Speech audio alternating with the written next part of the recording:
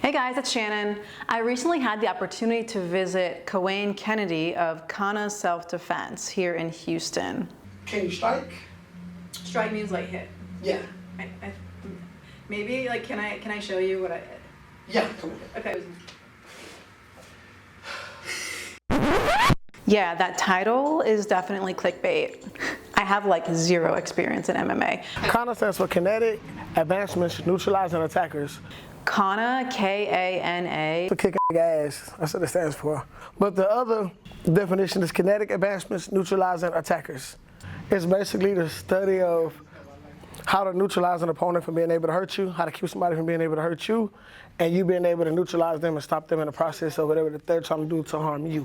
What I teach here is self-defense, and I teach compliance tactics and takedowns for law enforcement agents and officers of the same. I did a lot of underground fighting. I was in one of those, underground tournaments, I guess you'd say, for legal terms. And we used to go at it. You know, it was my technique versus theirs, their technique versus the next person. And that's what we did. The practice, I guess, I got accustomed to, you know, the physical combat part, the different strikes, the different ways people will come at you. Because in the process of doing it, you learn. So it's like you see different styles, different ways people coming at you. People have different motives when they come. Some people want to strike, some people want to throw you down, some people want to try to submit you, choke you out, break a limb, break a body part. All that on a professional level can also be taken to a average level. Like, you don't have to be a professional to come into my facility. Most of my clientele, they'll be females. It'll be females and children. The dudes that I have, they come here to compete mostly. I mean, when I was a kid, my dad would take us to karate after school sometimes. All I remember is like on the way to the karate place, was at this lady's house. We would want to stop at this big store called The Incredible Universe. I know it's not in business anymore, but it was a really cool store, and that's like one of the big things I remember about going to karate class. I teach a duration of MMA techniques and principles, so it's not just specifically the whole art of karate, but it's different strikes and moves in karate. I basically teach what I feel like is realistically, what can be realistically implemented in real life. So, you know, if somebody approaches you to do harm to you, being able to post up in competition stance is not the best thing to do. Or thinking that you can go blow for blow, and like if you was competing and there was a referee and somebody to break it up, it's not the same thing. So I teach you more on a realistic, if somebody was to come to you to do harm to you, how to immediately neutralize it. So I teach pressure points, I teach you where to hit somebody, how to hit somebody, how much force should be involved to keep somebody from hurting you. I've had female clients who came in, took the course, and then actually called me back with stories that they was able to use it, that they was able to protect themselves, or they was able to peep things that was going around them and prevent certain things from happening. You know, I ain't gonna lie, for me, that's successful to me. That's what I want. I want people who probably are not into fighting, who are not professionals, who are not the strongest people in the world, who might be at a disadvantage when it comes to physical combat to be able to protect themselves. When you watch like Hollywood movies and action sequences, do you ever be like, oh, that's not realistic? Or, I mean, what are your thoughts? Absolutely, a lot of it is choreographed, and I feel like that's what gives people the wrong or false sense of what happens in real MMA or physical combat. You know, you see the moves where they throwing people, they doing these super high kicks, they doing these punches and they breaking bricks and boards, and people feel like, oh yeah, that's what I can do. In the reality, it's not that you can't break a brick or board, it's that it's not as easy as the people in the movie make it look. Once they swinging back at you, it's not the same thing. Or don't hit back. Kawayne was kind enough to show me a few moves that you might find useful, even if you are a beginner, like yours truly. Like for women who, you know, don't have any self-defense experience, like what do you think are the easiest ones to learn? You feel like the twist, like the pulling? Yeah. Okay. So the reason why the twist is good is because you want to be able to have an idea how to get away. All right. It's not about being able to get away. I feel like that for women, the number one tool that y'all have against the male predator is surprise. Mm-hmm. If you know how to use your voice, scream and holler, if you know how to yank yourself off, if you know pressure points. So that's kind of why I try to go with women at first. So one of the holds is, like I said, when somebody grabs your wrist, you've only been held by the two fingers connecting. So if you could turn your wrist to either this side or this side, two yanks. I teach either the yank down or yank up. So if you yank up this way, you're using the muscle and you're using your body weight. You're pulling up. You're pulling up. And if you yank down, you're gonna pull and you're gonna bend your knees. You're gonna drop your body weight. Okay. So you pulling. Gotcha. So it's not just the arm. So pull with your arm. Yeah, it's not just arm. And then with the body, you kind of like pulling and you're gonna your weight to kind of. Absolutely, to help you both ways. Okay. The idea of the pressure points are to basically even up the playing field. Okay. Okay. So like I said earlier, I'm bigger than you and I'm stronger than you. So I grab you, you got it. You got it. This just got it. But if you was to take the hand that you can fight with, and even up the score by hitting one of my pressure points. So you got the philtrum, which is the small bone underneath the nose that connects the nose to the chin. Here. And that's one that self-defense experts, I guess, teach fast, one of the first ones, because it's one of the best ones. You can actually do an open palm strike, and most people teach that the palm strikes are in the palm, and it's not. It's actually this part. Like the hard part here. And you bring your fingers back, and you would go up on the little bone, the philtrum. Is it like an up motion or is it an angle? Either one. I prefer the angle, but it's kind of like that. Because what happens is the pressure that you apply to the strike, you actually break the bone. The immediate reaction is going to be the snot, the blood, the eyes watering, and I'm gonna let you go. So that's one of the main pressure points is that bone right there. In a panic situation, that's where you would go. Another one I teach farther down, but it's a similar spot, but it's to the top, it's to the bridge of the nose. The bridge of the nose. And it's a hammer fist. So like the palm strike goes up, but if you could turn around and swing. And you hit with this part? As opposed to the knuckles? Because this is a hammer. Like the palm strike and hammer fist, those are like really good. Okay. Those are really good. And like beginners can memorize those pretty easily and like practice. This is what you're gonna do. Right. Oh, okay. Yeah. That's what you're gonna do. Like if this person had my hand or whatever, this one hand's not. I just have to go like that. But okay, that's how I want you to do it. Okay. For one, you're gonna solidify your arm. Okay. Like hard. Yes. You want it to be tight. Okay. I don't want no loose. Yeah, none of that. You gotta be tight and like. You want to make it tight, and you want to be able to bend at the knees to drop weight on it. No, not necessarily before you punch, but while you punching. So it's like they grab you, turn around, because you want to be able to put, the dropping force into it. The point is the momentum from. The point is to break it, so you're going into it. I want you to. That's what I want, okay? Oh. That's what I want his face to look like. I want to make sure you get that for the camera or whatever. Yeah. Because that's what I want. Face is smashing. So that's what I want yours to look like. Okay. Try. Try it. Now, add some more force. I want you to, because you're trying to hurt him. You're not just trying to get him to let you go. You're trying to hurt him. You want to get away. Do it again.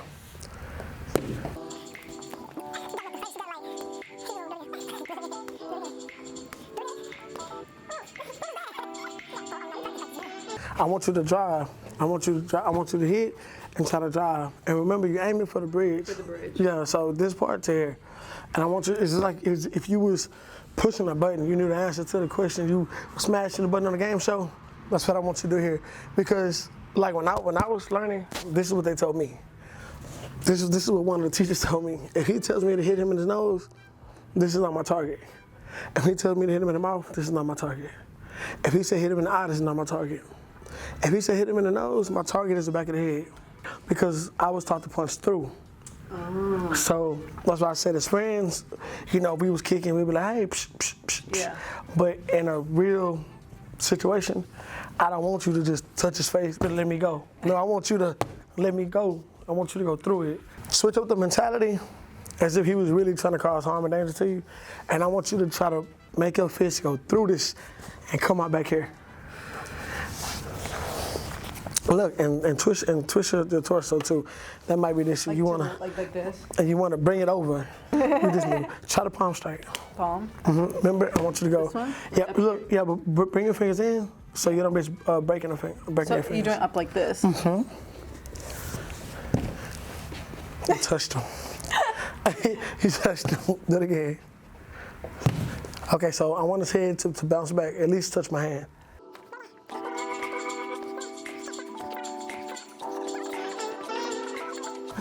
And then give me a little more of a twist when you go through them. That's what I want. That's exactly right. You got that? That's exactly right. You ever recommend like kicking or no? I do. So on this particular dummy, that's what this is. This is for the kicks. So because like I said earlier, I try to keep it realistic. I don't teach, and let's stay in here for competition. I don't teach the flashy kicks. I teach the kicks that you can actually implement in real life, right? So one of them is, it's called the whip kick, and that's what this is for. So this particular kick is the back leg going toward the outside thigh of somebody or the inside thigh, okay? So if I had an opportunity, if I was being attacked by you, Lord forbid, right? But if I was getting attacked by you and I was able to create distance and stand here, and I just want to stop you from coming, okay? The legs are longer than the arms. That's just how God made us. So to keep the distance, from being up here, I use my legs. So the whip kick is the kick that actually comes around. I go up and I shoot my shin, the bone part, into your thigh. This part hits the thigh. It's actually bone on meat. To give you either a crippling feel on the out, or if you were standing with this leg on the outside, then I will put it up in here to try to get you to get off your feet. To get off balance. Like kick it up. Now, there's different variations to do it. Ways to do it, but you could try to break a leg. You could probably try to stagnate somebody from coming at you. It's different ways that when you shoot the kick, what you're shooting for. You know, one you can boom and kick it to where they and won't be able to come towards you. Or you can bring it lower because you can take the whip kick and turn it into a cap kick where you're kicking down there. The motions are the same. You just change the aim of the leg. So I'm here at the top, or either I bring it down and kick it. The outside part. Okay. And it's just, you got the big part, and you got the calf part, the knee part, and once you practice it, which is what the school is for. Right. Once you practice it, you'll get better at it. And another one is what they call the teep kick or the push kick. Muay Thai professionals, they do it on a real professional level in competition, and it's a kick that they bring up straight to keep somebody off of you, like up, and you create the distance. Oh, like straight up. Well, that was more like a snap kick. So the push kick, the push kick is more of a knee comes up and you push all the way out and you bring it back.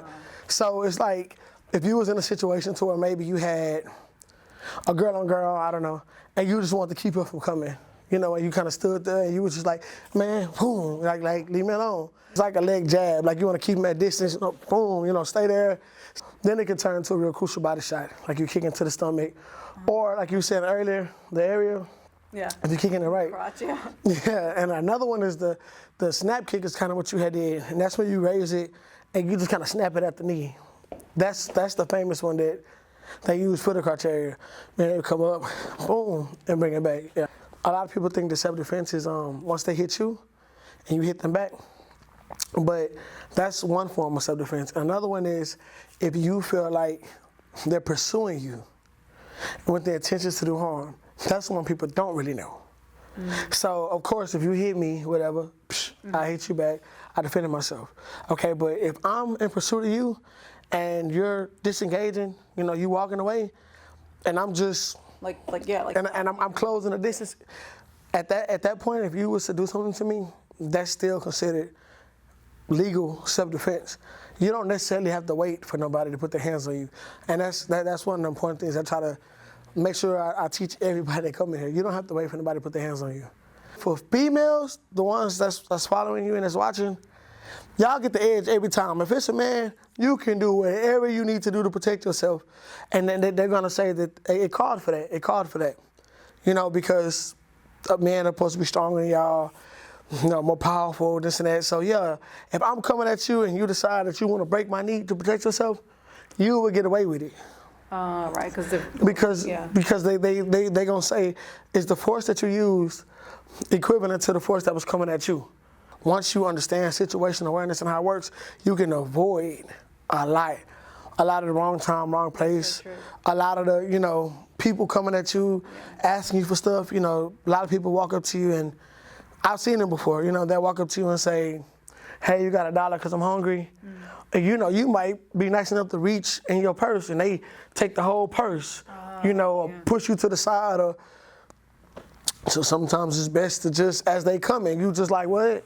You keeping that distance between you, because nobody can do stuff unless they get close enough to you. So I kind of teach, keep your distance at all times. And if you're somewhere where you know for a fact that nobody should be touching you and you are touched, you have every reason to go in self-defense mode.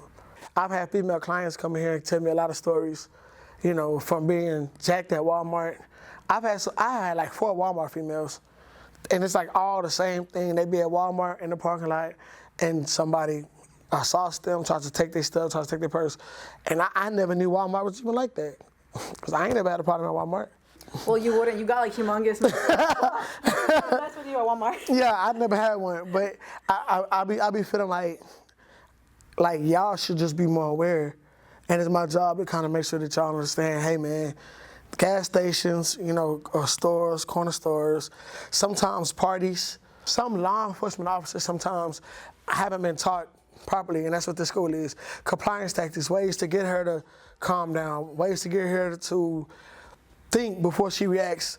We have presence, level 1, you got verbal, level 2, empty hand control tactics, level 3. And I offer that to y'all for free. Y'all can come here on your designated days, and we'll do a 2-hour course on arm takedowns, we'll do leg takedowns, we'll do body takedowns, how to put them in handcuffs. Just there's different ways that you can do it without severely hurting or even killing somebody. Yeah, and we're gonna put all the contact info and like their social media links and everything down below. So remember to check out KANA Self Defense. LLC, yeah. Thank you so much. Thank you for showing me this stuff. It's been awesome.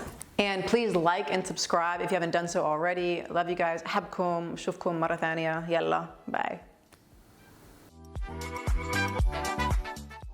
Daddy gonna say cheese. You gonna say cheese? Look, say cheese. Cheese.